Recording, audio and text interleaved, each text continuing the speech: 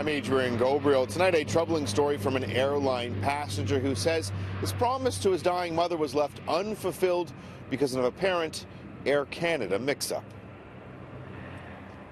We had an understanding when Mom moved here that when she passed away, I would also take her back to Dundas to be interred beside my father there. Back in 2013, Jean Stone was moved out west from Toronto to Prince George, British Columbia, by her son Glenn Stone. Stone promised his mother then, and again as her health began to fail, that he would accompany her body on the same plane back to Toronto when she died. Stone and the body of his mother Jean were to fly to Toronto from Vancouver on Flight 34 after she passed away in October. They were to fly on the 21st at 9 a.m. However, the flight was cancelled, and they were moved to Flight 2134, the same day, same exact time. Stone claims the funeral home touched base with Air Canada Cargo to ensure they were both still on the same flight. But when Stone arrived at Vancouver Airport in the morning, he learned his mother had been put on an earlier flight to Toronto. The hurt is that once I found out she was on 106, I could not do a thing to correct the problem.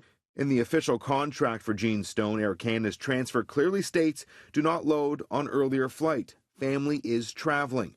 Though Stone's remains were still put on an earlier flight to Toronto without Glenn Stone's knowledge. I had done everything I could, but I felt just devastated that that promise could not be honored to Mom.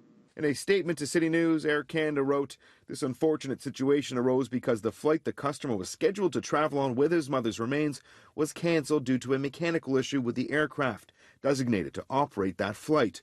We created a new flight with another aircraft, which the customer flew on. To ensure the casket arrived in Ontario in a timely manner, it was put on an earlier flight as soon as our cargo team became aware of the flight cancellation. Our intention was to avoid any delay. The problem is, both the cancelled flight and the new flight were scheduled to leave on October 21st at 9 a.m. Stone has since been issued a $200 voucher, an offer he finds insulting. It's a case which has air passenger rights advocates sounding off. This is more than just a simple oversight. This shows a high level of lack of consideration, lack of sensitivity. So on the one hand, one can say, well, it arrived there on time, we fulfilled the contract from a cargo perspective. But at the same time, we must understand that when you talk about the body of a family member, it is not simply a piece of cargo. Late this afternoon, Air Canada was in touch with Glenn Stone again, and according to Mr. Stone, they admit there was a breakdown in communication, and they're going to be investigating further, though as of right now, nothing more in the way of compensation is being offered.